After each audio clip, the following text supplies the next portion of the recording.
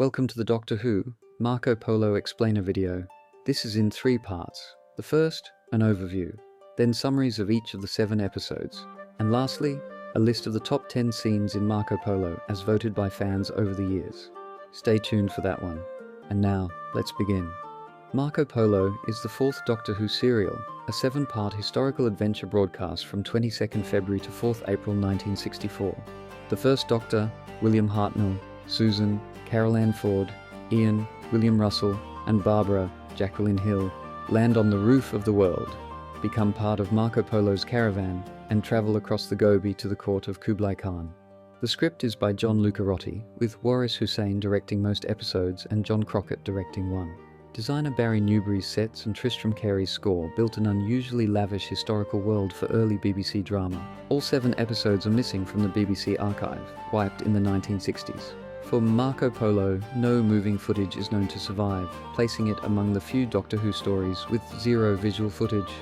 The serial does survive in complete off-air audio, along with extensive telesnaps by photographer John Cura for episodes 1 to 3 and 5 to 7, plus production stills. He wasn't commissioned to take images of episode 4, so they don't exist. Even so, what exists of the other episodes has enabled reconstructions for home media and fan projects. Despite the archive loss, we can gauge reception and reach. Marco Polo was a rating success for the fledgling program. Weekly UK audiences hovered around 9 to 10 million, peaking at 10.4 million for the finale. Contemporary program review board notes cited appreciative reactions. Later critics have often singled it out as a high point of the pure historical format, praising Lucarotti's dialogue and the production's visual ambition. As an early historical, the story avoids science fiction antagonists. Conflict is human, political, and environmental. The caravan survives deserts and bandits, while intrigue swirls around the warlord Tigana and ongoing Mongol power struggles. Structurally, the drama alternates between journey segments and court scenes, letting the show stage spectacle in the desert and play courtly games of persuasion in Chengdu and Peking. The Doctor and the Khan form an unexpectedly comic double act, undercutting grandiosity while foregrounding frailty and statecraft. Ian and Barbara operate as cultural mediators, while Susan's friendship with Ping Cho supplies a subplot about youthful agency in the face of arranged marriage. The serial's narration is voiced diegetically by Marco, giving the piece the feel of a travel journal.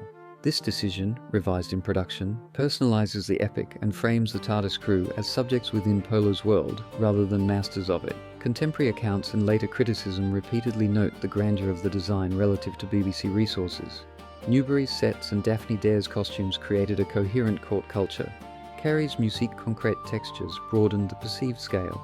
Hussein's direction embraced montage and location inserts to imply distance and time, while the singing sands sequence and the bamboo explosion show the team thinking physically about landscape as a character. The restoration team's notes document how telesnaps and stills preserve some of this visual world and how later releases work to re-evoke it. Marco Polo demonstrates how Doctor Who could stage geopolitics without monsters. The journey is a corridor of soft power, diplomacy, and logistics. Polo's confiscation of the TARDIS recasts technological authority as political capital.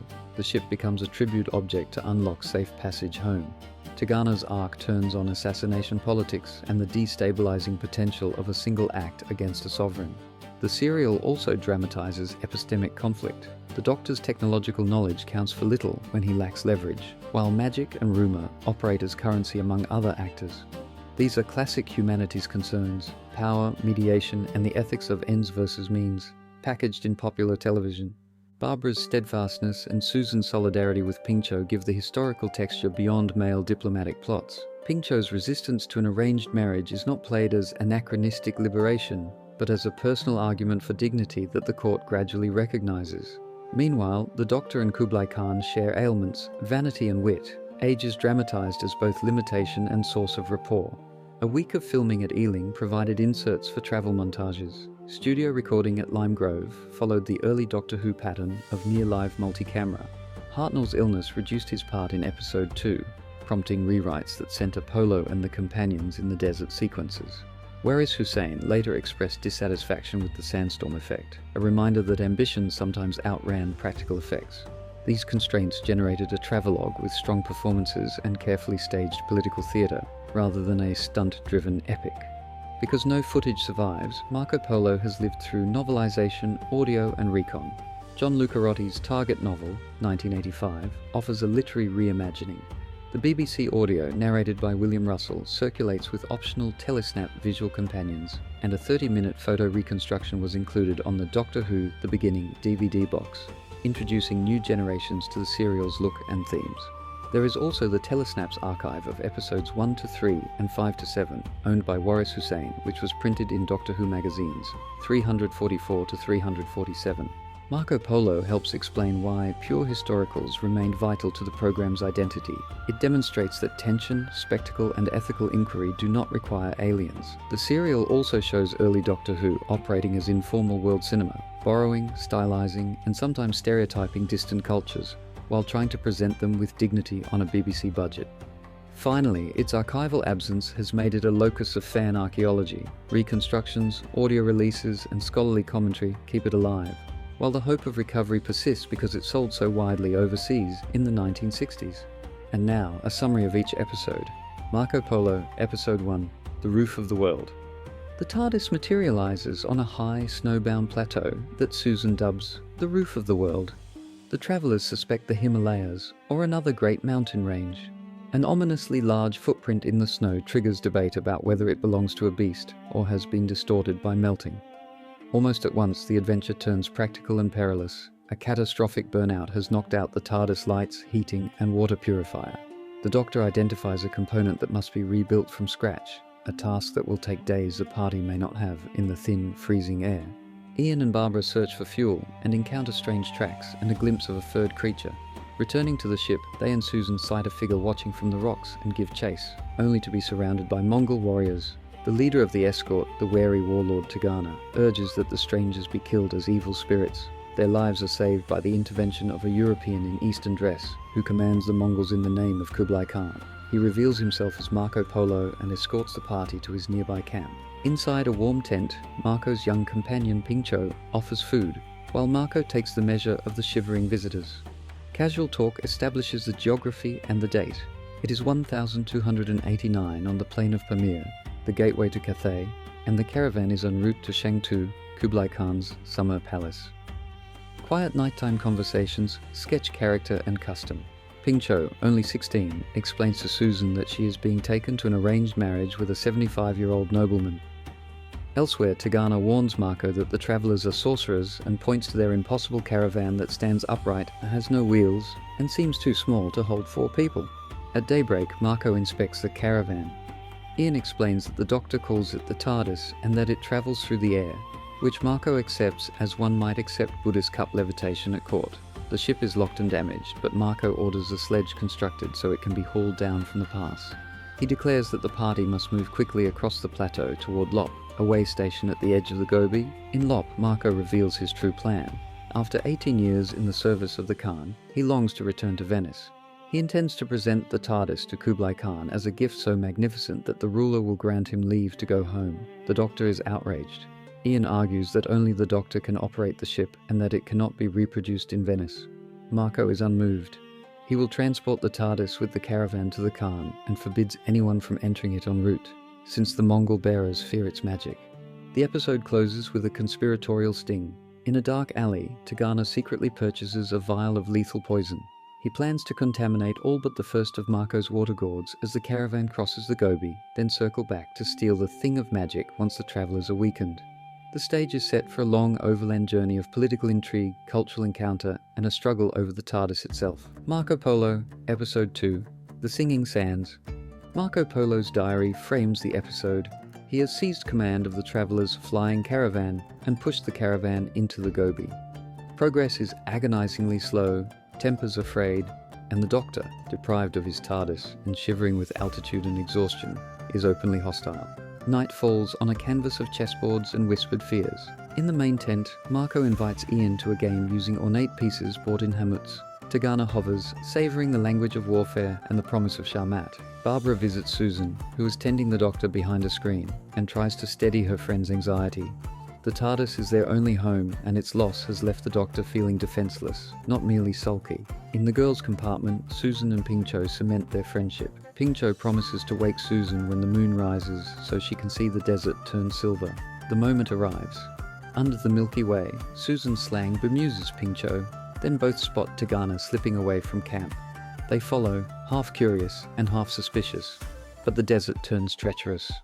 Marco detects the signs of a sandstorm from the horse's nerves and the unnerving stillness.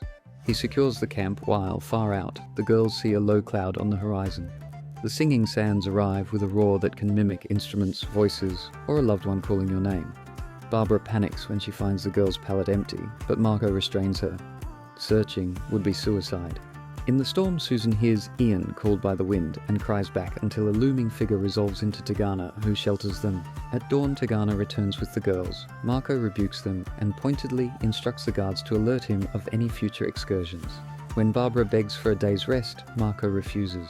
In the Gobi, a day without progress is a day of water lost. They break camp and march. That night, Tegana quietly tests Polo's vigilance. He praises sharp steel, feints at Marco to watch his readiness, then volunteers to see to the horses. Outside, he lures the wagon guard away and slashes almost every water gourd, leaving only the one currently in use. Morning reveals the sabotage. Marco explains the grim tactic of desert bandits who force caravans to turn back and then attack weakened travelers. The party debates its options. Returning to Lop risks ambush. The only hope is a distant oasis a week to the north. With rations, they might reach it in 5 or 6 days, but the bandits may already camp there. Tegana theatrically refuses to go north, demands his share, and is overruled.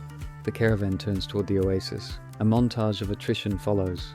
Marco's journal counts a terrible arithmetic: 20 miles, then 15, then 10, then 8, then 2, as the sun crushes men and beasts.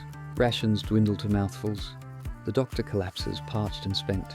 Marco relents and allows him and Susan to ride inside the TARDIS for comfort, though the ship remains inert.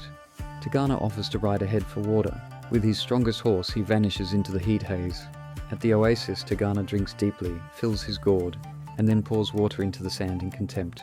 His final taunt hangs over the episode like a curse. "Here's water, Marco Polo. Come for it." The travellers stagger onward, unaware that the man entrusted with their salvation has engineered their thirst and now waits to finish the trap. Marco Polo, Episode 3, 500 Eyes. Marco Polo's diary opens on a bleak tableau. The caravan has inched through a freezing night, buffeted by a north wind and starved of water, while Tegana remains absent. At dawn, there is still no sign of him. Ian argues they should move before the heat returns, but Marco decides to wait. Inside the TARDIS, the Doctor and Susan awaken to find moisture running down the interior walls. The Doctor recognizes it as condensation formed when the shell cooled rapidly overnight while the inner air stayed warm. They wring cloths into bowls to collect a small ration. Polo at first suspects deceit, but Ian explains the physics of condensation, and Barbara demonstrates that the water is drinkable. The reprieve allows the party to reach an oasis where Tegana is waiting. He claims bandits occupied the site through the night, which forced him to hide until morning. Polo plans to depart quickly, yet Barbara notes there are no fire remains despite the cold, and she wonders if Tegana invented the bandit story to excuse his delay. Polo sets a hard schedule and insists the TARDIS be locked again at daybreak, which reignites the Doctor's resentment. Secretly, the Doctor has already made a spare key during the oasis stop. The caravan presses on and reaches the city of Tunhuang with its clusters of temples. Barbara asks about a local cave. Polo recounts the tale of the 500 Eyes, a place once used by followers of the Hashashin. Pinchot offers a formal recital of the legend of Allah Eddin, the old man of the mountain, who drugged acolytes with hashish and promised paradise to send them on murderous missions, until Hulagu laid siege and destroyed the sect. The performance charms the company. Barbara quietly slips away to follow Tegana and is soon missed. Polo organizes a search, splitting the city into sectors for himself, Ian, and Tegana. Meanwhile, the Doctor intends to work on the TARDIS, but is stopped by Susan and Pinchot, who believe Barbara has gone to the 500 Eyes cave on the Suchao Road. The inn servant Chenchu confirms the location, warning of spirits. The Doctor goes with the girls despite orders to stay put. Inside the cave, the trio move among wall faces with glittering quartz set into the carved sockets that create the eyes. The Doctor explains the geology and the clever sculpting that exposes the mineral veins at the pupils. Susan urges focus on Barbara, and Pinchot soon finds a dropped handkerchief that confirms their trail. Unseen behind the walls, hidden observers watch through the quartz peepholes. In a parallel thread, Barbara has indeed followed Tegana to the cave. He meets Malik and Akamat, agents of the Mongol leader Nogai, and reveals his true mission. Nogai is massing an army near Karakoram and wants the caravan that flies. Tegana orders the conspirators to ambush Polo's train en route to Chengdu, seize the TARDIS as a strategic gift, and kill the travelers. Barbara is discovered in the outer passage and captured. Back in the cave, Susan and Pingcho call for Barbara as the Doctor mutters that the search is foolish. Then the cliffhanger lands. The eyes seem to move. From behind the wall, a knife is held at Barbara's throat, and a watch appears out. Susan screams that the eyes have come to life, and the episode cuts to black. Marco Polo, Episode 4, The Wall of Lies. Marco, Ian, and a resentful caravan race to the Cave of 500 Eyes, after learning that the Doctor has gone out at night with Susan and Pingcho. Inside, Susan insists the carved eyes moved. The Doctor dismisses it as quartz, until Ian notices the pupils are set from behind. A hidden door swings open to reveal Barbara bound before a Mongol executioner. Polo and Ian overpower the captor and free her. Back at the way station, Barbara accuses Tegana of luring her to the cave. Tegana coolly denies it, and by sowing doubt about magicians and keys, goads Marco into hardening his stance. He orders Pingcho separated from Susan. Polo's diary bridges a long march. The caravan bends southwest toward the Great Wall, then tracks the Yellow River north to Sinju, edging closer to the summer court at Chengdu. The Doctor quietly completes most of the TARDIS circuit, but complains that Marco's suspicion slows him down. In private, he admits Pingcho saw the spare key he forged at the Oasis. Outside, the two girls grieve their forced separation. Pingcho fears Tegana's influence over Marco, and Susan confides that the TARDIS is nearly repaired. Tegana eavesdrops and learns the truth about the key. At Sinju, Pingcho frames a logical case against Tegana. In the cave, he immediately referred to a passageway where the handkerchief was found. Knowledge he should not have had if he had never been there. Marco, now primed by Tegana's insinuations, scolds her for reckless slander. Meanwhile, Tegana meets the Hashashin leader Akamat in a tea room and sets an ambush. When the caravan enters the bamboo forest, Tegana will silence the night guard and signal with a torch. The bandits will slaughter the party, seize the caravan that flies for Nogai, and leave Tegana to carry tales of banditry to Kublai Khan. He relishes a more intimate end for the Doctor. A stake through the heart. Night falls. The Doctor slips past a sentry and lets himself into the TARDIS with the real key to finish the repair. Barbara spots Tegana prowling and warns Ian. Ian decides to stage a bluff to expose Tegana's meddling. As Polo arrives, Tegana claims he has just seen the Doctor enter the ship with another key. In the courtyard, everyone waits. The Doctor steps out. Ian urges him to lock the door quickly. Marco demands the key. The Doctor refuses, warning that ignorant use could destroy the ship. Tegana wrenches the key away. Polo, invoking the Khan's gold seal, seizes the TARDIS in his name and orders the travellers taken away. Tegana preens, certain his narrative now governs events. Polo's next diary note is bleak. Constant vigilance against trouble from his prisoners and Pingcho's resentment make progress miserable. In a segregated tent, the Doctor, Ian, Barbara and Susan plan escape, capture Polo at night, force him to return a key, and flee in the newly repaired TARDIS. Ian cuts a slit in the tent with a shard of broken plate, slips out to neutralize the lone sentry, and promises to return. He finds the guard already dead, proof that a deadlier plot is closing in as the wall of Tegana's lies hardens around the caravan. Marco Polo, Episode 5, Rider from Chengdu. In the bamboo forest at night, Akamat's assassins encircle Marco Polo's camp awaiting Tegana's torch signal. Inside the traveller's tent, Ian discovers the solitary sentry already stabbed, confirming an imminent attack. With no time to complete their planned escape, Ian alerts Marco. Tegana, feigning surprise, arms the bearers. Polo briefly considers using the TARDIS for safety, but distrust of the Doctor prevails. Ian proposes a tactical ruse. Feed lengths of green bamboo into the fire so the sealed chambers burst with explosive cracks. The gambit will only work before moonrise.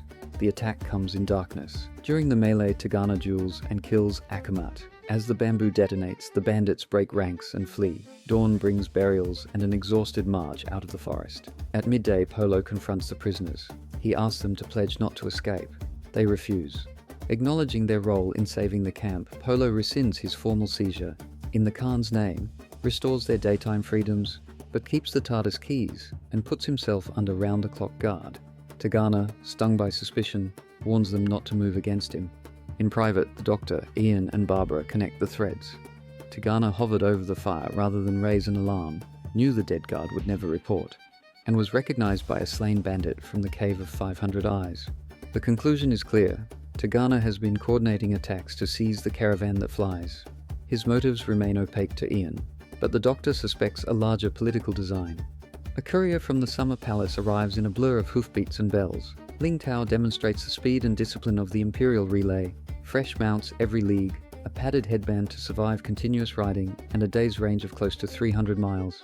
His dispatch summons Marco to Kublai Khan without delay. The caravan pushes 6 days to Chengting, the White City, where the TARDIS is stabled out of sight by the local master, Wang Lo, who is polite, fussy, and oblivious to its value. Polo orders all baggage, including the blue box, to follow later in a merchant caravan. The separation will give him time to present himself to the Khan while preventing a sudden escape. In Chengting's stables, Tegana hires the one-eyed thief Kuiju to steal the warlord's tomb for gold, paid half now and half on delivery. If he cannot take the box by stealth, he intends to have the court believe in a bandit seizure and then present the device to Nogai as a throne of conquest. Meanwhile, Pingcho makes a moral choice. While serving Marco, she sees him hide the TARDIS keys in his journal. Later, she quietly removes one and presses it into Susan's hand.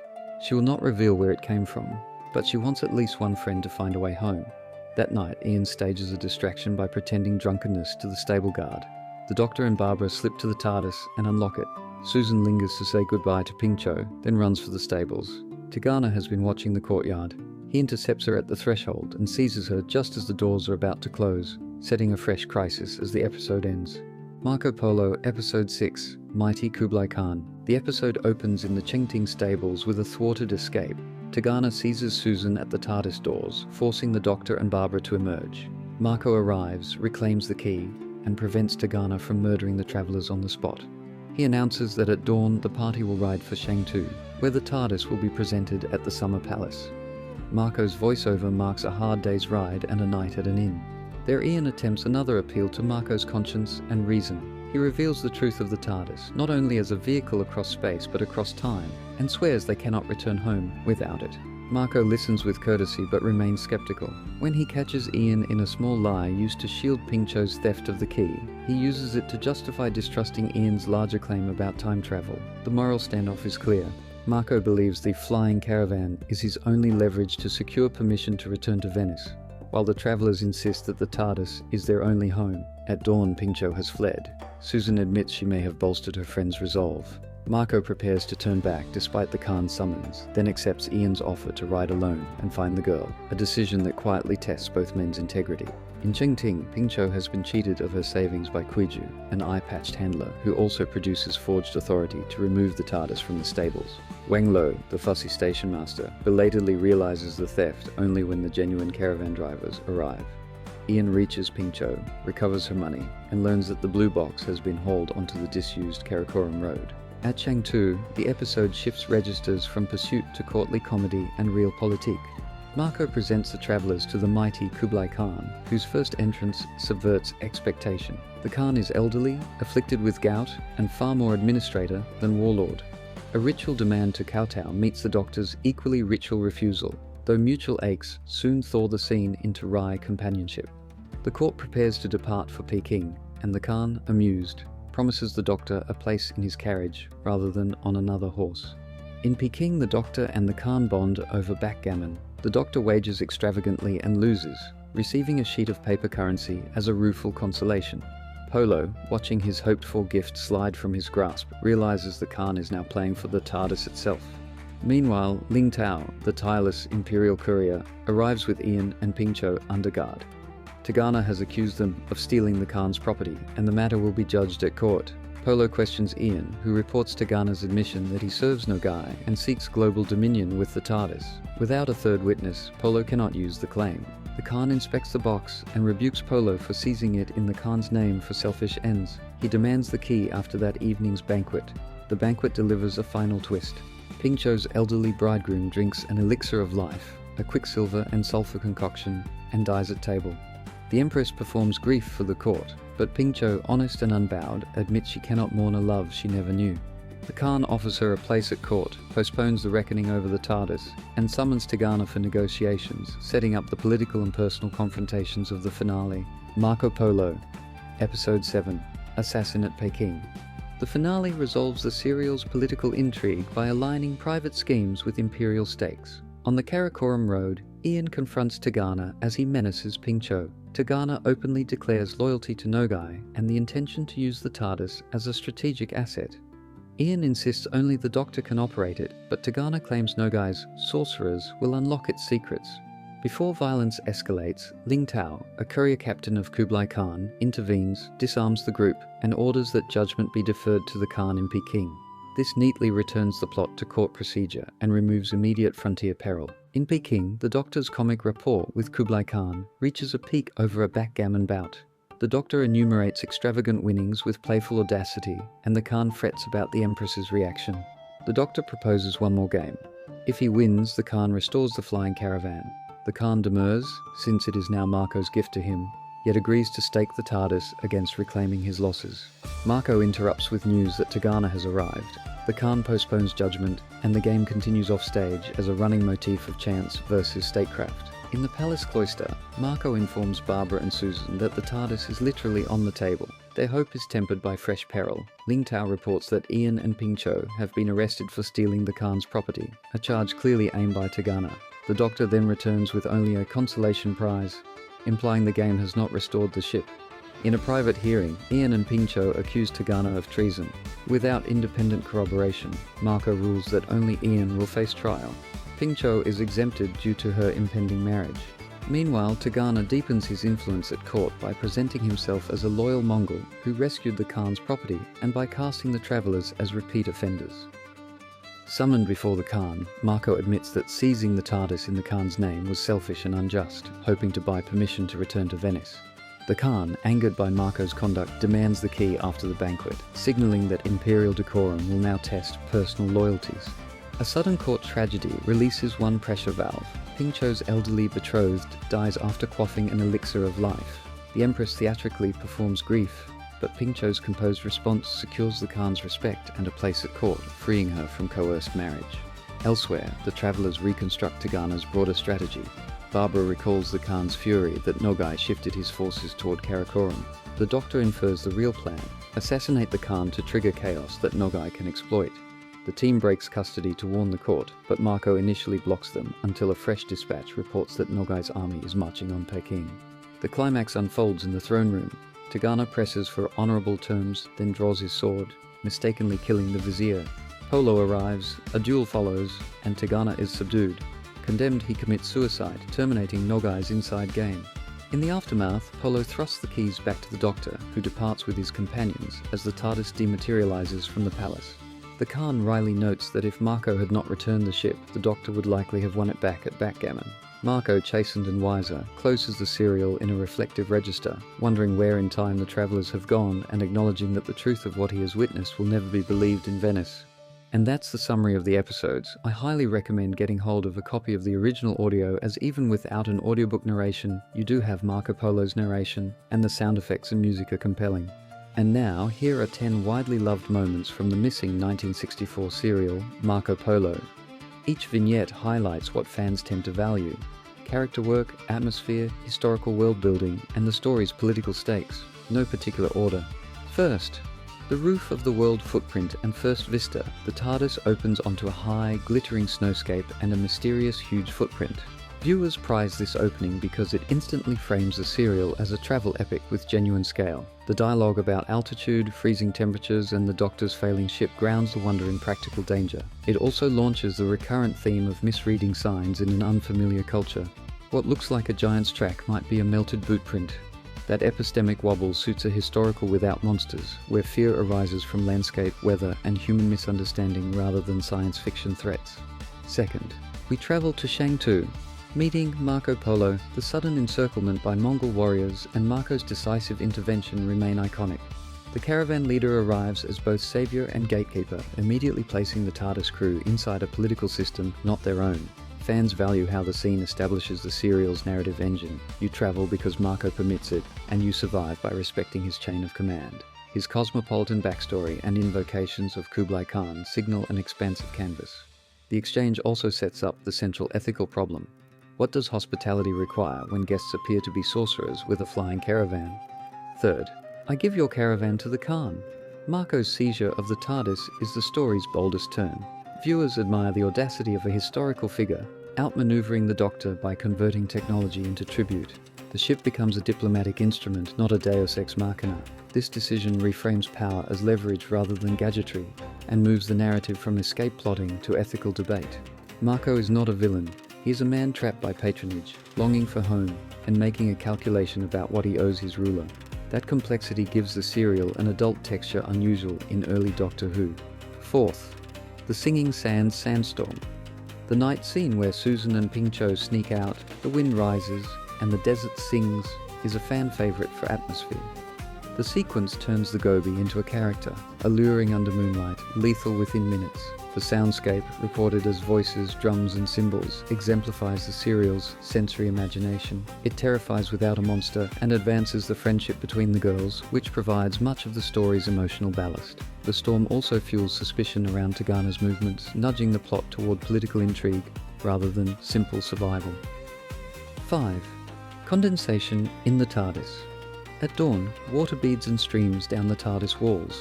The Doctor urgently collects it, explaining condensation from the warm interior against an icy night. Viewers love this scene because it treats scientific explanation as lifeline rather than spectacle. The moment is tactile, ingenious, and characteristic of early Who's pedagogical streak. It briefly levels the field between worlds. A magician's box yields not sorcery but physics. The image of characters wringing cloths into cups lingers as a humane, practical refusal of the desert's indifference, and it buys enough time to reach the oasis. 6th, the Cave of 500 Eyes. Barbara's curiosity leads her into a painted cavern where the eyes appear to move. The discovery of a secret chamber behind the quartz pupils and her near execution create one of the serial's most suspenseful set pieces. Fans celebrate its blend of folklore and detection. Haunting turns out to be surveillance by bandits allied to Tegana. The rescue is tightly staged in audio and telesnaps, and it demonstrates the team's complementary strengths. Barbara's historical curiosity, Ian's physical courage, the Doctor's observation, and Marco's authority. It is the story's clearest pivot from myth to conspiracy. 7. Bamboo gunfire and the bandit rout. In the bamboo forest, Ian proposes throwing green bamboo onto the fire so trapped air will expand and explode. The resulting percussive cracks combined with the death of the bandit leader send attackers fleeing. Viewers rate this scene highly because it stages problem-solving under pressure with materials at hand. It also grants agency to the companions in a way that feels earned by the travelogue format. Rather than winning through a gadget, they read the environment and outthink opponents. 8. The Doctor meets Kublai Khan. The first audience with the aged Khan reveals a wry double act. Two infirm old men grousing about backs and gout while an empire pivots around them. Fans cherish the tonal swerve from epic to intimate comedy. It humanizes state power and reframes the Doctor as a court wit who wins influence through charm, not superiority. The etiquette gag around kowtow resolves into mutual respect, and later backgammon scenes grow from this rapport. The sequence also elevates the serial's theme. Power is performance, and wisdom is knowing when to bend without losing face. 9. Ping Cho's tale and the elixir banquet. Ping Cho's recitation of the Hashashin legend, then later the news that her 75-year-old betrothed dies after drinking elixir of life, bracket a thread that viewers find moving and culturally textured. The first moment expands the world with a poetic microhistory told by a child, underscoring how stories regulate fear and desire. The second resolves her fate without crude rebellion or rescue by outsiders. It preserves historical plausibility while honouring her dignity, and it spares her a coerced marriage. Fans value how the serial gives this young secondary character a coherent arc with agency. 10. The Peking climax, assassination and farewell. Tegana's attempted assassination in the throne room, his defeat and suicide, and the Polo's decision to return the TARDIS deliver a satisfying political and emotional crescendo. Viewers value the clarity of motivations. The Doctor's party exposes a coup, Marco realizes the cost of his bargain, and the Khan judges with cold pragmatism. The final dematerialization before Polo's eyes is bittersweet. He receives neither proof he can take home, nor the gift he tried to trade. Only a story and his reputation. The closing wonder about where the travellers are now seals the travel journal frame. Well, I hope you enjoyed this explainer video about Doctor Who, Marco Polo. To create the colorized images and AI-generated videos, I vibe-coded a colorizer and image-to-video app in Google AI Studio that took selected telesnaps and upscaled them using Gemini and Veo 3.0. For every successful image there were 10 failures, and many videos were aborted, but I hope you can see the potential in this technique. Until next time.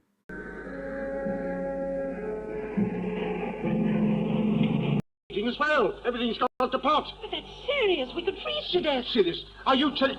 There's no need for you to tell me that, really. I think I'd better try and find some fuel.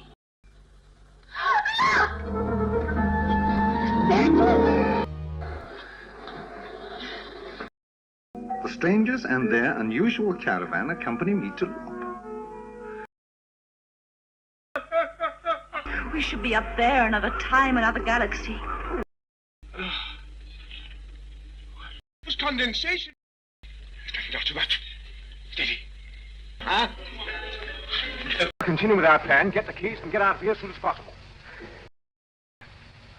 Wait a minute. Wait! Where is she? Didn't yes, of course. Now, take my arm, friend. The great crown is far too modest, milady.